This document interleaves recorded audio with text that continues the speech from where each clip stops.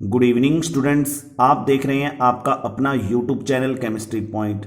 Students, आज हम कक्षा 12 केमिस्ट्री के तीसरे लेसन जिसका नाम है इलेक्ट्रोकेमिस्ट्री वैद्युत रसायन के बहुविकल्पी प्रश्नों को शामिल करेंगे। तो चलते हैं पहले प्रश्न की ओर। गैल्वेनी सेल के लिए कौन सा कथन सत्य है? ऑप्शन ए, यह रासायनिक ऊर्जा को विद्युत ऊर्जा में बदलता है। ऑप्शन बी, यह विद्युत ऊर्जा को रासायनिक ऊर्जा में बदलता है। ऑप्शन सी, दोनों अर्थात ए व बे। ऑप्शन डी, इनमें से कोई नहीं। तो गैल्वेनिक सेल के लिए जो कथन सत्य है इन चारों में से वो ऑप्शन ए बिल्कुल सही है। यह रासायनिक ऊर्जा को विद्युत ऊर्जा में बदलता है। दूसरा प्रश्न, गैल्वेनिक सेल के लिए कौन सा कथन असत्य है? ऑप्शन ए, कैथोड धनावेशित होता है।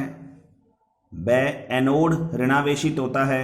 सी, एनोड पर अपचयन होता है। डी, कैथोड पर अपचयन होता है। तो ऑप्शन जो सी है ये यहां सही रहेगा, क्योंकि एनोड पर हम जानते हैं ऑक्सीकरण होता है और हमें असत्य कथन ही ढूंढना था। तो ऑप्शन सी बिल्कुल यहां प्रश्न के हिसाब से सही उत्तर रहेगा, एनोड पर अपचयन होता है।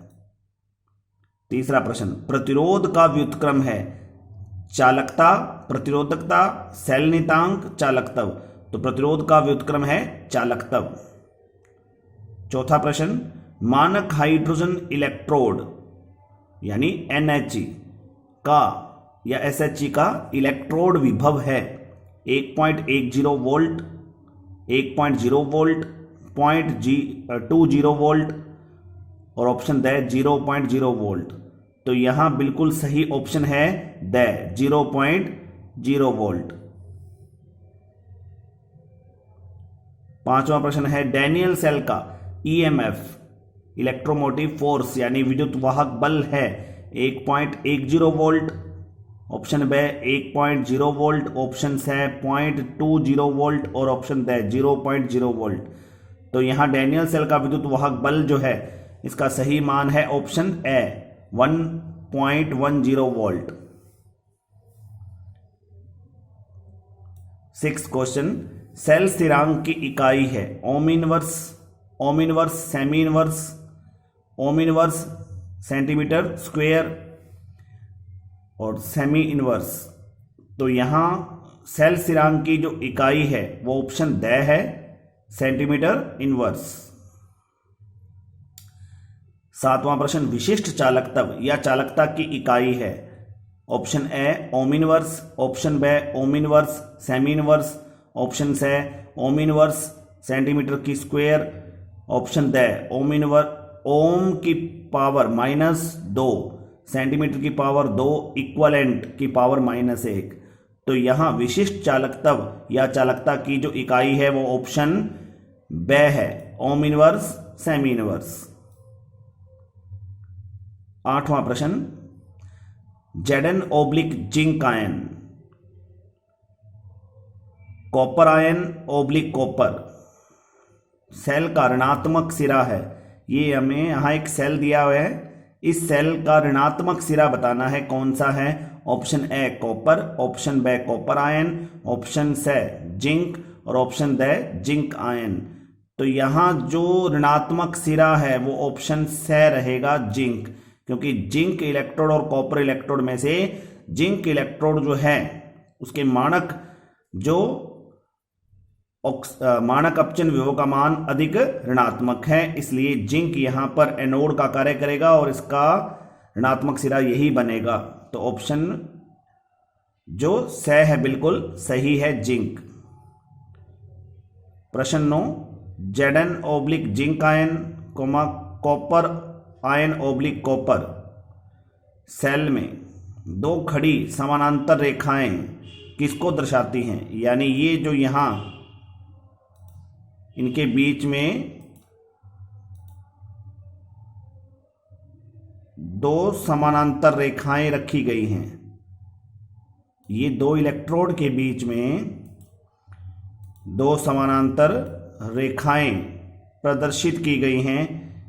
इन प्रदर्शित की गई रेखाओं का मतलब, यानी ये जो रेखाएं यहां आपको दिख रही हैं Zn ओब्लिक जिंक आयन और कॉपर आयन ओब्लिक कॉपर के बीच में, ये जो दो रेखाएं समानांतर और ऊर्ध्वाधर हमें दिखाई दे रही हैं, इन रेखाओं को यहां क्या बोला जाता है?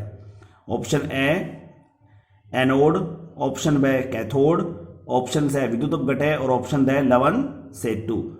तो यहां जो ये दो ऊर्ध्वाधर रेखाएं समानांतर खड़ी हैं, इनको बोला जाता है लवन सेतु। तो यहां ऑप्शन द बिल्कुल सही रहेगा। अब चलते हैं अंतिम प्रश्न की ओर। विद्युत रासायनिक श्रेणी के आधार पर बताइए कि जिंक एवं कॉपर से निर्मित सेल के लिए निम्न में से कौन सा कथन सत्य होगा? जिंक कैथोड व कॉपर एनोड का कार्य करेगा, जिंक एनोड व कॉपर कैथोड का कार्य करेगा, इलेक्ट्रॉनों का प्रवाह कॉपर से जिंक की ओर होता है, कॉपर इलेक्ट्रोड घूमने लगती है तथा जिंक इलेक्ट्रोड पर जिंक निक्षेपित होने लगती है। तो अगर अपनी विद्युत रासायनिक श्रेणी के आधार पर जिंक और कॉपर से निर्मित सेल के बारे में देखेंगे तो हमें जो कथन बिल्कुल सत्य दिखेगा वो कथन ये होगा कि जिंक एनोड का काम करेगा और कॉपर कैथोड का कार्य करेगा, क्योंकि जिंक जो है वो अधिक क्रियाशील है कॉपर से।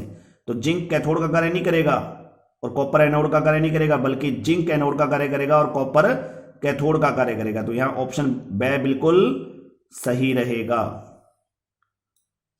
तो स्टूडेंट्स, ये थे इलेक्ट्रोकेमिस्ट्री यानी वैद्युत रसायन चैप्टर के 10 बहुविकल्पी प्रश्न। और स्टूडेंट्स, अगर आपको ये मेरी वीडियो पसंद आई है तो इस वीडियो को आप लाइक और शेयर जरूर करें। और जो यूजर्स मेरे इस चैनल पर पहली बार विजिट कर रहे हैं वो मेरे इस चैनल को सब्सक्राइब कर दें और साथ में बेल आइकन को जरूर दबा दें ताकि मेरी आगे आने वाली हर वीडियो का नोटिफिकेशन आपको समय रहते मिल सके। Thank you students.